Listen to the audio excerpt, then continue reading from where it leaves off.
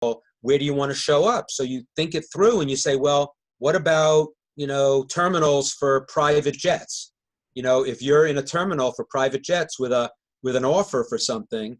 Welcome back to Young Smart Money with me, your host, Apple Kreider. Today we're sitting down with Brian Kurtz. This guy is an expert in the direct marketing and list building spaces. Okay, he has been in the game for about 40 years in the marketing game, which is just crazy to think about the wealth of knowledge that this man has in his brain that he is going to disperse with you on this audio program today. I am so excited for it. Brian gets into the good stuff. Okay, guys, if you are at all interested in the world of direct marketing, okay, getting people to do the thing that you want them to do that is going to bring value to them, this is the episode for you. We're going to talk a lot about direct marketing. We're going to talk a lot about list building, which is something that I see a lot of you young guys out there neglecting. All of you guys that are building up your personal brands on social media, a lot of y'all are neglecting to build your list. So if you are somebody out there who has heard the phrase or has said the phrase that email is dead, you need to listen to this podcast because we are going to prove you very wrong. Brian is someone who's been doing massive stuff in the email space forever, and email marketing is alive and well. He can promise you that, and we're going to prove to you that in this podcast episode today. So if you're all interested in marketing, getting more people to do the thing that you want them to do, and building out your list, building out your income streams online, this is the podcast episode for you, and Brian Kurtz is the man to listen to. So without further ado, I'm going to welcome Brian to the show. So you guys need to sit back, relax, and enjoy the interview. All right, Brian, welcome to Young Smart Money. How are you doing today? Good. I like to be young and smart, so I'll do my best to be younger and smarter. There we go. So Brian, our listeners got to hear a bit about you and what you're currently up to in the intro to this episode. But for those of them that aren't familiar with who you are and what you're doing right now, give us like a 60-second snapshot of where you're at right now. Well, I'll quickly go back and say that I spent 34 years building a direct marketing newsletter publisher called Boardroom Inc. And it was a real neat company, and we grew like crazy. And I'll give you what happened. It was a great run. And then about 5 years ago, I went out on my own, and I decided to teach what I already had done, was basically what I was doing. So I developed a couple of different mastermind groups. And if you're not familiar with a mastermind group, it's a group of like-minded people sharing ideas and all kinds of stuff. And so I developed one mastermind group and then another, and then I started getting the rights to great marketing books that I was able to sell. And I started developing this direct marketing education business based on my career. And I've written 2 books since then as well. The one that I'm currently promoting is called Over Deliver, and I can tell you a little bit about that later. But it's kind of it's kind of like a journey. The end. It's not the end of my journey. I'm just starting a new journey, and so I really feel that I've got a lot to teach and I've got a lot to share. And since I'm still a student as well as being a teacher, I'm always going to be a student. And as I think many of your listeners are students, we have a lot in common. And so I really wanted to share as much as I can. And so when I had the opportunity to come on your show, I really felt it would be a fun thing to do because I learn a lot from the people that are a lot younger than me. And in fact, I'm in a couple of mastermind groups where I think in one of them I'm close to the oldest person in the group, and yet I feel like a kid in a candy store because I'm learning so much from all the online marketers. So I'm kind of a sponge. I'm a lifelong student, but I do like to teach what I've done also, and it's been a fun ride, and I'm having a good time. I love it. So there's a lot of things that I want to dive into there, but the first thing that I want to do is how I start off all my episodes is sort of flashing back in time to your early upbringing. Since we do have a younger listener base here, tell us about that time when you were a student in school, like middle school, high school years. Were you getting into entrepreneurial ventures? It sounds like it took a little while for you to get there. So what were you doing in that time period? Yeah, I was unfortunately doing a little bit too much of extracurricular activities in high school, but I wasn't entrepreneurial at all, but I was curious. I like to write. I like to explore. So I don't think it was like a total out of the box, new thing for me to be an entrepreneur eventually. But it wasn't like my life's dream to be working on my own and to start up something. So when I got to boardroom, well, and then in college, I was the film critic for my school newspaper. So I really wanted to write. And so when I got out of college, I said, oh, let me go find a publisher and I'll go work and I'll write. And the job I got at Boardroom, while it was a publisher, the job I got was in the marketing side, in the list management area. And so, I figured, oh, what the hell? I was making $9,000 a year. They were raising me to $12,500 a year. So what the hell? I'll do this and I'll see what it's like. And the pivot point so the pivot point there was about a year and a half into Boardroom, a job opened up in the editorial department, and I went to Marty Edelston, who was the owner of the company and the founder, and I said, oh, I'd like to move over to the editorial side. And he said to me, no, you got a nose for marketing. I think you should stay where you are. And when you're 23 years old, it was a point where I could have insisted, but I didn't know enough. He had all the wisdom, I had nothing. And so I went with him and his lead, and the rest is sort of history. I mean, a lot of bumps and starts, but after 10 years, I became an equity partner in the business, and I was very entrepreneurial. I wasn't entrepreneurial, but it was an entrepreneurial company. So I learned entrepreneurship from him, but then I was given a lot of responsibility on my own. And being an entrepreneur prepared me. I mean, it took me 34 years, but it prepared me really, really well to be an entrepreneur eventually. So that's the quick snapshot. But I think it's that there was that pivot point of, oh, you have a nose for marketing. Oh, really? I think I do, but I thought I wanted to write. And I didn't give up a dream. I thought that's what I wanted to do. And I think a lot of your listeners might be, moving towards a career, or they think that this is what they want to do, and don't get locked in. I mean, don't get locked in, keep your mind open, especially while you're young. And by keeping my mind open that way, I ended up in a career that was phenomenal. And now looking back, going full circle, I ended up writing anyway. I wrote 2 books. I have a weekly blog. I go on podcasts. I speak all the time. So, I got the best of both worlds, and it was a really, but I sort of let my career come to me, and then dove in, and that was a really good way to do it. Huh. So how do you advise a young listener? How do you talk to a young listener about the idea of keeping your options open while also like not wanting to be too like sporadic and spread out and spread between so many different things? Yeah, I think, it's a very tough thing, especially if you're young and you're entrepreneurial and everything's a shiny object. And so it's very, very hard. And I know that, but I always tell people, and I even consult today with, bleeding edge direct marketers who've been in business for a long time. And a lot of times I have to get them to, go a mile deep before they can go a mile wide.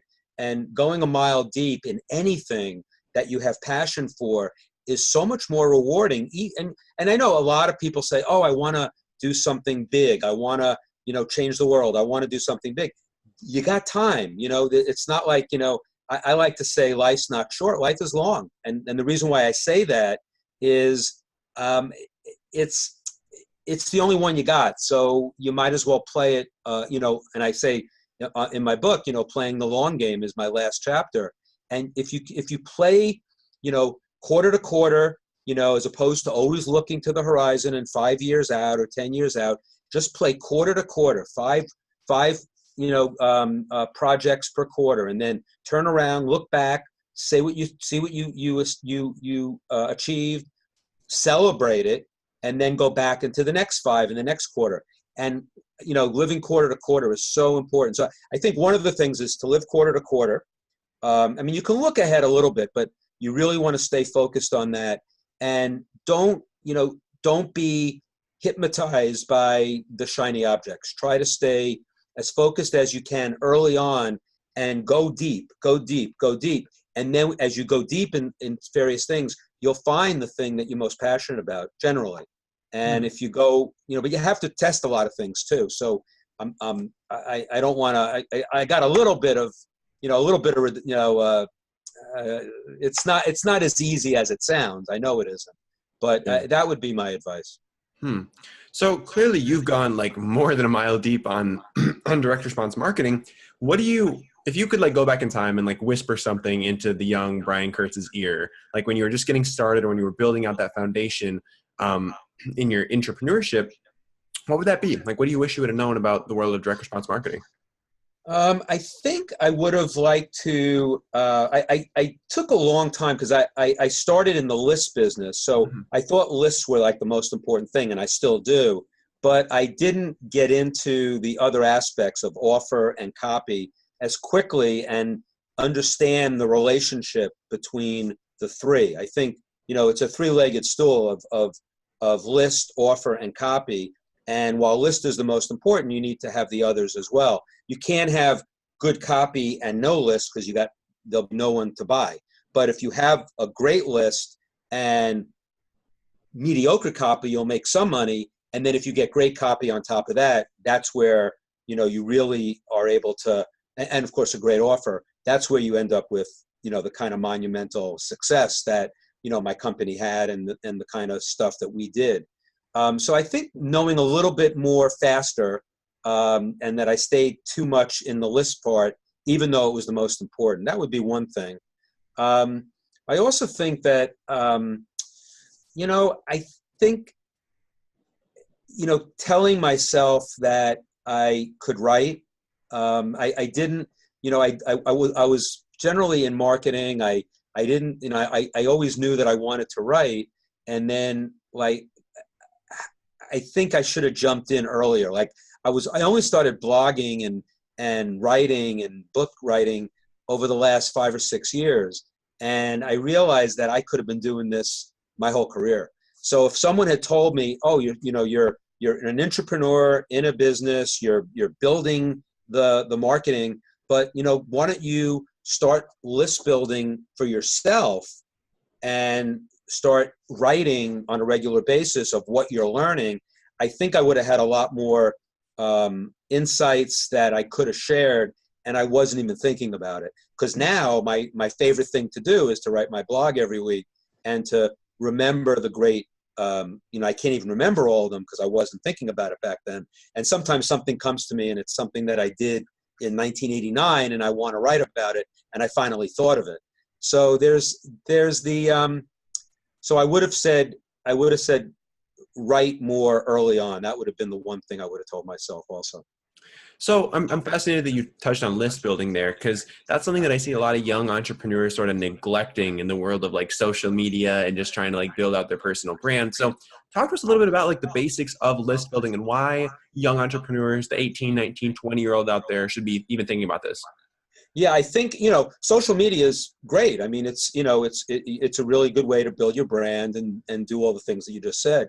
But you want to, I really believe, and I know that, there'll be people listening to this podcast saying, I'm going to say email is the killer app.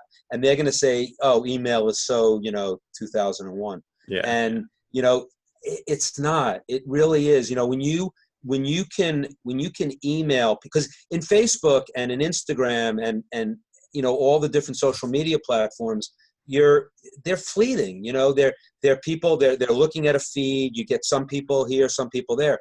If you can develop a following on email and consistently email to them and really become a thought leader or a leader for them in some way, that's where you get the traction. And so I always talk about, like when I'm talking to a young entrepreneur with a really big Facebook following, I kind of talk about how can we get you can still do the Facebook, but how can you get those Facebook people onto an email list in an email platform like Infusionsoft or Aweber or something, and then and don't even think about selling anything to them right away. Just deliver content, deliver useful content to them, and that will be, and you build the list slowly while you're still doing everything else. And as far as the techniques for list building, look, this right here is a technique. I mean, I'm going to offer, an amazing resource package for people who buy my book. They can buy the book or not, but the resource package is probably worth more than the book.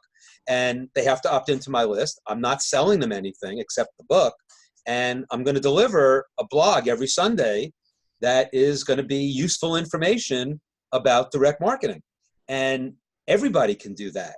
And so whether it's on a podcast, whether you write articles and build a list that way, but it's a slow build. And that's the thing. Now, if you have a big following in social media, it could be a faster build if you have some techniques. And there are a lot of techniques. You can't just take your Facebook list and put it in an email list. You have to opt them in, and you have to give them something, and you have to deliver value. And so then you learn, when you're list building, the value of delivering value. Like I'll talk about, I had this one blog post I did. I had a guy who was a used car salesman, really a used car salesman, and he had a used car lot, and he got a list of all the people in around the used car lot, about a 30-mile radius, and he would send a postcard every week and say, these are the new cars on my lot. I said, well, that's a stab in the dark. I mean, you don't know if they're going to be buying a car. You might get a couple of people that'll come look, but that's like such a chance thing. So why not be, instead of being the guy selling used cars, why don't you be the trusted advisor for used car sales? And so I said, I gave him a scenario where develop a special report or something that's of value, like the 5 things to know when the used car salesman's trying to rip you off.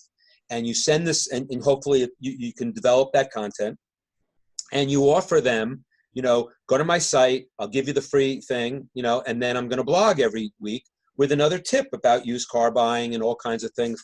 So then hopefully when they're ready to buy a used car, you're top of mind. That's just one example of a way to use your list, use your email list to get people. And of course, when you have a social media platform with the email list, everything you do in email, you support it there too. So not everybody's going to be on your email list, but you supplement it with everything you're doing in social media. So I think that's a better game plan for the long game. For the short game, you can do a lot of social media and you don't have to build a list. But I really think that building a list and email is, I know a lot of young people today aren't even doing email. But if you're in business, once you get to be, 25 or 30, you will eventually have email. I mean, there'll be email. And if email goes away, I'd be surprised. So. Absolutely. That was some really valuable stuff right there. I'm curious as well, like if somebody's just getting started building their list, say they put together that free, 5 things to look out for or whatever, what do you see as some good ways for them to start driving traffic to that page and actually showing people that resource and just getting people aware of it? Yeah. So it's any media can drive people to, and a lot of media is free. I mean, you can, Facebook is, you can do paid Facebook, but you can also do just, regular Facebook.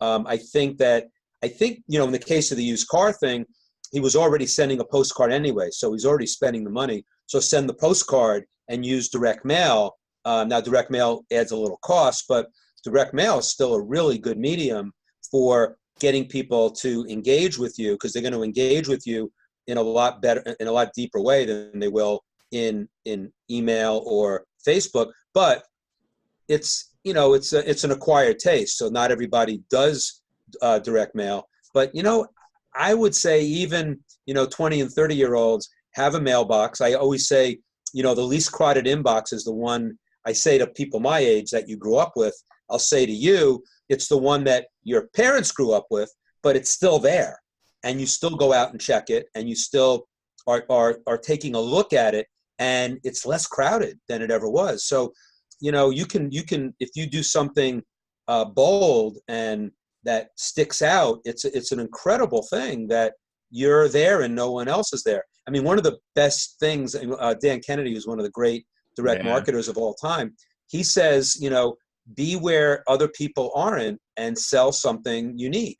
And you can come up with that. He told a great story. He spoke at my event last April, and he told a story about he races harness racing horses, and so he goes to horse auctions where these men are bidding, $100,000, $500,000, a lot of money on these racehorses. So there was a pop-up jeweler who shows up at the auctions for the racehorses. So he's got a pop-up jewelry store. Like, what's he doing there? Well, think about it. The guy spends $500,000 on a racehorse, and then the jeweler's there. He goes, I got to go buy my wife something so she doesn't get pissed off that I bought the $500,000 racehorse. So there's the tennis bracelet for her. Now, that's a great example of showing up, and there's only one jeweler. There's no other second jeweler. So he's the only jeweler. And he's got a unique offering that makes sense for that market. It's a great example, and I have a lot of other examples, but that's a perfect example of that. And so, it's the same thing when you're list building. If you can show up where someone else isn't, and I say direct mail is one of them. If you can show up in a magazine that, we talk a lot about, if you're going after, let's say, very rich people, where do you want to show up? So you think it through and you say, well, what about, terminals for private jets? If you're in a terminal for private jets with an offer for something, and you want to get wealthy people, you might be the only one there for a particular offer of whatever you're selling or whatever you're giving away. So I think you have to, be creative about it. You can do the normal things. You can do Facebook, and you can do Instagram, and you can do search, and you can pay for Facebook, and you can pay for things. But there's a lot of interesting ways to find media that is, I'd say right now, advertising opportunities are now infinite. Where when I started in direct mail in the 1980s, it was, pretty finite. It was direct mail, it was print, it was direct TV, radio, and there wasn't that many choices. And now it's infinite. There are so many choices, and every one requires a little bit, different take on it. And just, you're only held back by your creativity, and you can really do a lot of neat things. I couldn't agree more. It's all about finding where the other people aren't, and doing the opposite of what everyone else is doing has been what's brought me the majority of the success that I've had. Yeah. Everybody's going right, time to go left, right? Yep, exactly. But, not just for the sake of going left, left intelligently. Exactly. So one thing that I'm curious about as well, you mentioned at the beginning of the interview, masterminds, and how you've been hosting masterminds, you've been attending masterminds. So for our listeners in on what the value you see in a mastermind is. Yeah. The basic value is, to always think about, if you're the smartest person in the room, you're in the wrong room. So you want to be with people, not just who are smarter than you, but everybody in the room is getting smarter together. And so if you can get in rooms like that all the time, you're always going to be growing. You're always going to be moving forward, as opposed to, being the smartest guy in the room is boring. You can show off and you can be the hot shot, but what are you going to, where are you going to go from there? So my mastermind is for multi-channel direct marketers. So I get a group together. Every one of those people is smarter than me in something. In fact, one of the requirements for my mastermind group is that everybody in the group needs to, at some point, make a presentation to the group in their superpower. So they're going to make a presentation, but then I get guest speakers who can talk about LinkedIn, talk about Facebook, talk about direct mail. So I get all the watts of direct response marketing, and then the watts that are in the group. And then you can see that everybody raises their level of thinking. And I'll tell you, there are mastermind groups that I pay $25,000 a year for, and there are mastermind groups that I'm in that are free. But they all have one thing in common, that you've got people getting smarter together. And I'd say that even if you don't have the money to join a mastermind group, you can start one. You can even make it accountability group. 4 guys or 4 guys and gals. You get together on a regular basis. You each do a hot seat for 45 minutes on something that's going on. And if you have You all have different experiences. Even that's a mastermind of sorts. My mastermind has, 30 or 40 people in it, I have two of them, but there are, people can do hot seats in the mastermind. Like they want to do a hot seat in front of the whole group. Then I do mini hot seats, like at the tables, and they all go around and each one takes 15 minutes and states their problem and they get ideas. So the ways you can run a mastermind are endless. And mine happen to have a lot more guest speakers because I'm trying to bring as much knowledge from the outside, but there's so much knowledge inside that it's a combination. But I know of masterminds where they're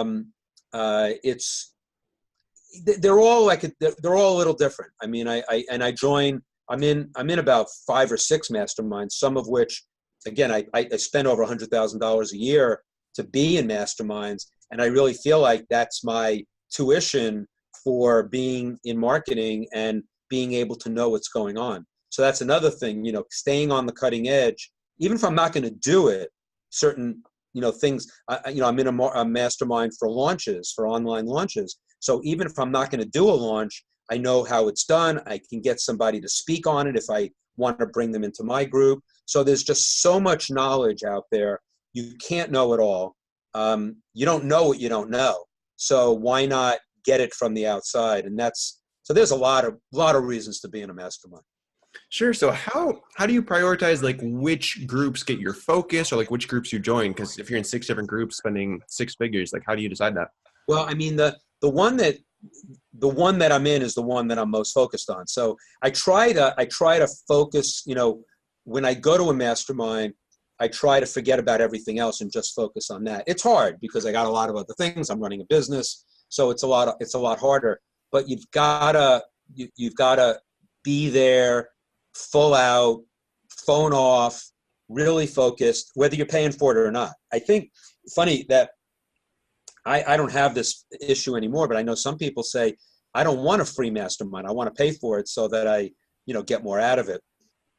I don't need to pay for it to get more out of it. But I think when you're paying $25,000 a year, you tend to pay more attention. So I don't, and when I find that I'm not paying as much attention or I'm not as focused, I sometimes will leave the group or not stay in it because that means I'm not as interested. But I think you really have to stay focused in it, and I don't have a problem. I think as long as you're willing to learn, you're open-minded, you're not the smartest person in the room, then you can focus on a lot of different things. So that's not a problem for me. I wonder if you asked the question, so you think that's a problem for people if they were in, let's say they were in 5 masterminds, but they were all free, so not a money situation. Do you think that they'd have a problem staying focused on them? Well, not necessarily focused on them, but diverting or sort of delegating the proper amount of like time and resources to really like get enough out of it is sort of what I was going for there. Yeah, I think you really have to, shut down one thing to open up another, and it takes a lot of training. And if you're an entrepreneur or an entrepreneurial spirit, that you're thinking all the time about the next big thing and you're always thinking of the next big idea, it probably is very hard to, I could see that. But, it's very important to shut down everything to focus on one thing, even just for a day or two. 100%. Do you meditate at all, or like how do you stay focused, or how do you control your thoughts? Well, I had a couple. One thing I do is umpire baseball. And you say, why do I umpire baseball? Well, I like umpiring baseball because, the only time you get talked to or if you screw up, you're going to get yelled at. So I like that because it's a selfless kind of thing where, if you do a good job, the best thing you get is nice game ump. But the other thing that umpiring does for me is that it's a focus that because I know I'm going to get yelled at if I miss a pitch or I miss a call. So I have to focus when I'm doing a game for 2 hours. I've got to focus there and concentrate on every single pitch so everything else gets blocked out. That's my way of blocking out. I also meditate. I have a muse. I don't know if you know what this thing is, but it's pretty cool. It's a mind a headband and you link it to an app on your phone, and it walks you through different guided meditations, and it's really good. And I had never meditated before because I couldn't shut my brain off, and I know that's a tough thing for a lot of us. And so whatever you need to do to shut your brain off, it's important. And I can't meditate for a half hour or an hour, but I can do 10 minutes, and 10 minutes a day is really good. But I don't think that's the secret to my focus. I think I think I have a luxury of having my own business. So another thing I do is I keep my Mondays and Fridays completely free of calls, of anything, so that I'm free to kind of paint those days what I want them to be. So if I want to go out for a walk and do something, if I want to write, I like to write on Fridays, sometimes on Mondays. So I try to do that. And I guess the other thing is, when I'm exercising, or I try to go outside to exercise, to the gym with a trainer. So then I'm just focused on it. So I think you have to find whatever's right for you. You've got to focus on something that takes, so you can block out everything else. And for me, it's umpiring, it's exercise, it's writing, it's all those things that gets me out of my own way. That's fascinating. So, Brian, you've been dropping so much value on our listeners, and I'm extremely grateful for that. I have a couple questions that I do like to ask all of my guests. So, are you feeling ready for those? Okay, I am. Awesome. So, the first of which is, what is something that genuinely has you excited right now? I got a bunch of things. I would say that it's interesting. So, what has me excited, it's going to sound strange. So, I had a stroke in April. And what has me excited is getting back to 100%. So it's kind of, instead of, wallowing in my, I don't do a why me, and I didn't have a come to Jesus moment, and I didn't, say I'm going to live now. And I'm also a cancer. I had cancer 11 years ago. So I don't, it's like the negative thing happens, and then my first reaction is, how am I going to get back? Or if I don't want to get back, then how am I going to get to something different? And so I'm excited about that because, it's something that I got to work at. I mean, I'm not 100% now. I don't know if you can tell or not tell, it doesn't matter, but I'm not quite there yet, but I'm working at it. And I'm working at it by going on shows like yours and talking to young people and letting them know that, unfortunately, we're not immortal. We're not, you have a lot more years ahead of you than I do, but it's really good to take stock of what you have, to be grateful for what you have, and to really go forward. I'm also very excited about my book. Interestingly, the book launched on April 9th, and I had my stroke April 10th. So I couldn't do all these podcasts. I couldn't do all the things I wanted to do. So now, launching the book, it's very exciting for me. It was 9 months or a year in the making, probably longer, because I did a first book with a friend of mine, and that got me motivated to finally write my book. And I'm really proud of it, but I want to promote it because not for the money. I want to promote it because I want to reach more people. And then the other thing I'm excited about is that my mastermind groups are great, but I want to do a third mastermind group that has no live events. That's a virtual mastermind, so that for a lot lower price, I could put a couple of 100, 300, 400 people in it, have monthly calls, send out, some kind of physical content of some sort, whether it's a USB of some content that I've done at my other masterminds or whatever, and reach more people. So I guess the excitement would be to increase my reach, so that if there are people that want to learn from me, I can find them and reach them. And for those that don't want it, it's fine. You don't have to learn from me. It's fine. But I want to find the right people. And that's why the list stuff is so important, to get people on my list that really want to hear what I have to say. And then I get to hear what they have to say. Like I encourage people in my blog to write back to me. And then I find out what they want to learn, and they teach me stuff too. And so I'm pretty excited about that. And it builds on it because the list is only getting bigger, and my book will only help that. So. That was powerful, Brian. Thank you for sharing that. Thank you. Tell us a little bit more about the book. Like, what's Over Deliver all about? Well, Over Deliver is my book. It's Build a Business for a Lifetime, playing the long game in direct response marketing. And what it is I start the book with, the concept of over delivery, which it has some problems, because if you over deliver, your bar is set really high, and then the expectations are too high, and then you get screwed because they're expecting too much. But I'd rather be there than under deliver.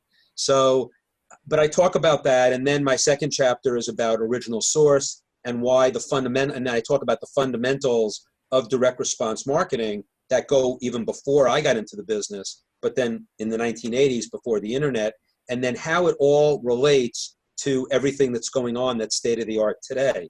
And because I've seen it, from then and now, there aren't that many people that are connecting the two. There are some people out there, and I quote a lot of them in my book, and I gravitate to those people. But I'm trying to connect I'm the bridge that will connect the fundamentals to the present. And then chapter 3 is how paying postage made me a better marketer. So then I take the lessons of direct mail, which was you had to pay postage and printing, and what that means when you're online. And so why the modeling that we did in direct mail applies to online today, and why, paying postage and printing and knowing that every piece of mail was going to cost you something, and because email is so cheap doesn't mean that you can be sloppy with it. So there's a whole, and then from there, so I set that up, and then I do, list, offer, and copy, for the next 3 chapters. And then I talk about multi-channel marketing, because the most dangerous thing in business is one, and you've got to be a multi-channel marketer, whether online or offline. You got to have everything as an and, not an or. So you've got to, and you can't be in one thing, because that, somebody shuts you down, you're out of business.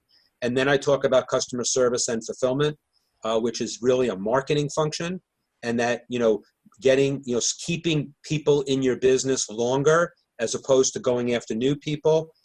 Going after new people is important. You got to get fresh blood, but the people that are in your world, you want to keep them in your world, and it's so much easier to keep a customer than to get a new one. And I have a lot of ways to do that. And then I talk about lifetime value. And then the last chapter is what I call playing the long game, which I do a lot of anecdotes and things that have happened in my career that have taught me some lessons, some bad things, some things that I made some big mistakes, and things that I had to, don't make my mistakes, and I'll give you what they are. And, so lessons in humility and lessons in a lot of things that were really, really valuable. And then, so I finished the book, and then I said, I've got to over deliver for people who are buying the book.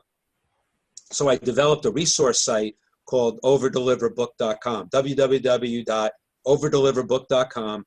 And you go there and you can download an amazing bonus package. It's 11 major bonuses. Like one, Jay Abraham, who wrote my foreword, who's an icon in marketing, has a course that cost him $200,000 to develop, and he's just offering it for free digitally.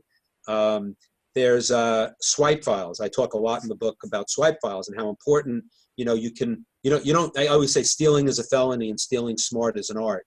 So if you can steal from the past and vary it, and headlines from the past and promotions from the past, and so I have a swipe file that has direct mail going back to 1900, and you'd say, what can I do with that? And you'd be surprised. I mean, you can take something that was from an ad back then and adapt it to what you're doing now. I've got, Dan Kennedy did a swipe file for an event I did in 2014, the Titans of Direct Response, and it's an amazing, amazing swipe file. of just his best stuff. I've got a couple of books, PDFs of a couple of books on that are not available. They're about direct mail. But I think reading about direct mail from these two geniuses, Gordon Grossman and Dick Benson, can teach you so much about online marketing. And it's not apparent to the eye, but if you read it and read between the lines, they didn't work on the internet, and yet everything that they talked about is applicable. So if you go to overdeliverbook.com, you can buy the book wherever you want, Amazon, Barnes and Noble. Come back to the site, you opt in, you get this amazing bonus package. I have to admit the bonus package is worth a lot more than the book, but I think the book's worth something, and I'm proud of it, and I hope people will go get it. And I think it's a worthwhile $17 to go buy it so that you can get the resources and have the book as well. Absolutely. Well, I'm stoked to start reading it. Now, Brian, where can our listeners go if they want to follow up with you, learn more about you and what you're up to? Well, if they buy my book at overdeliverbook.com and download, they'll be on my list. So that's the easiest way.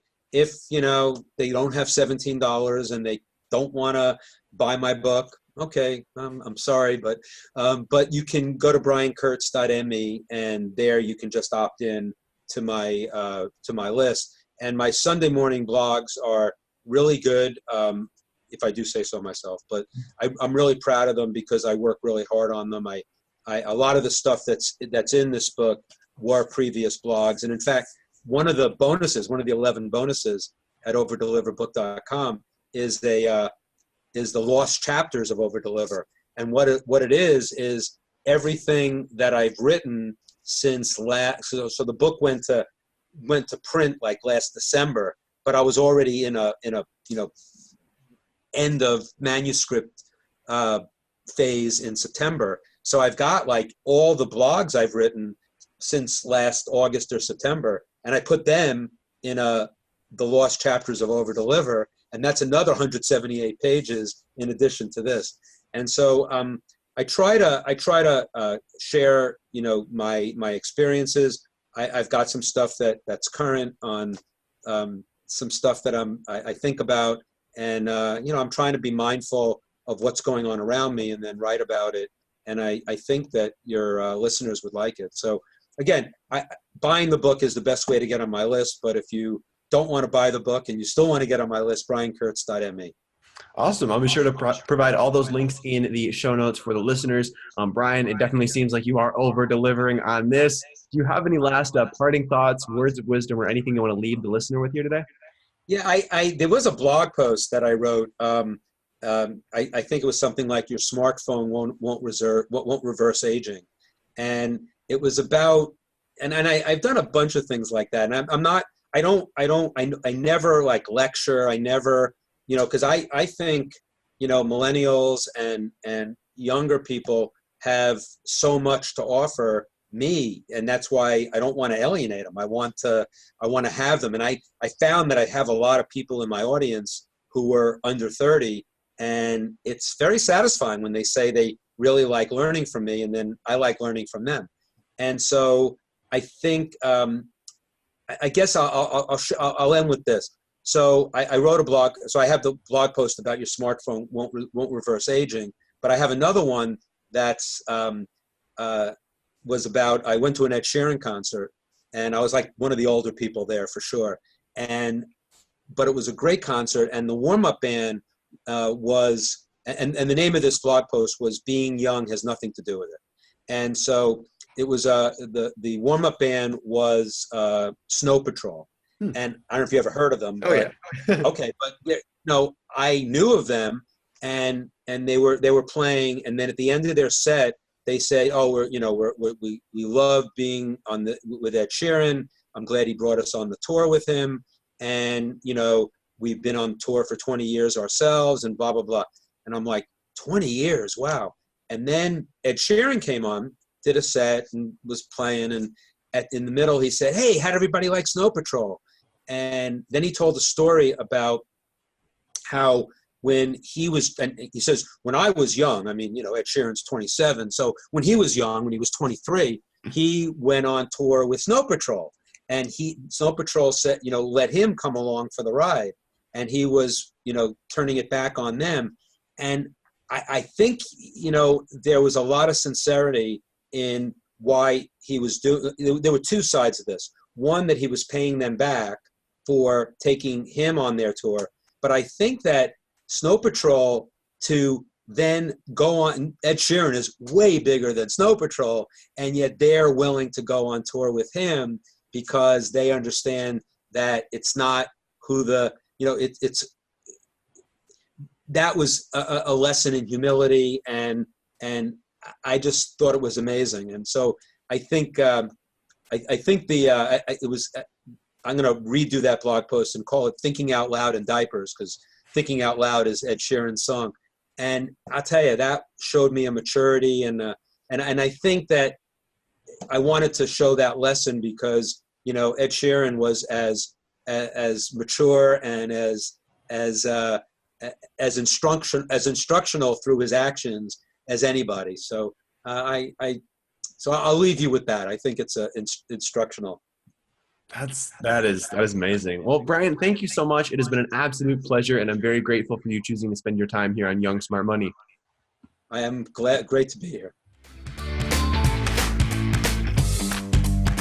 Well, there we go. Another episode of Young Smart Money in the books. Glad you guys were here to spend it with us and really soak up as much value as possible from the guest of the day. Now, if you guys haven't already left us a review on iTunes, I know I say that at the end of every single episode, but I really do love those reviews. We've got nearly 200 at this point, which is absolutely amazing. It's crazy to see that we're reaching hundreds of thousands of people with the podcast, and that some of you guys have actually chosen to go out of your way, take 5 seconds, and write us a review. It means the absolute world to me. And again, if you guys don't know where to find the review section, because a lot of you guys hit me up and you're like, I want to write you a review. I love Young Smart Money so much, but I don't know where to write the review. You just scroll all the way down. You go to Young Smart Money, you scroll all the way down past all the episodes, past nearly 200 episodes, and you find the write a review section. You leave me all of your thoughts, all of your genuine, heartfelt comments about the show. I read them all, I digest them all. They get me going every single day. So I really appreciate that. And the last thing that I want to say to you guys before we wrap up here is I want you guys to take action, okay? You just spent nearly an hour, maybe more than an hour, consuming this content, and I want you guys to take action, okay? I really encourage you to, while you're going through the show, be mindful, take notes, really soak in the information. Don't just be there and let the information flow through you. Like, let it soak into who you are and really find something, find one thing that you can take away from this episode that you can go out there and actually apply right now in your day, today, okay? I want you guys to stop listening to podcasts for the next little bit here, maybe the next 15 minutes, and just think about how you can start to take action, okay? Think about one thing that somebody said in this podcast today that you can apply to your own life and go out there and implement it, okay? And then let me know how it went. Because, guys, I see so many people just listening to content, soaking up content all day long, but they never do anything with it, okay? So I want you guys, I don't want that to be you. I want you to be the person who actually takes action. So go out there, take some action, let me know how it goes, and I will see you in the next episode. Real quick, just launched a new project called the Online Course Examiner, basically the Yelp of online courses. It is blowing up lately, onlinecourseexaminer.com. Check it out.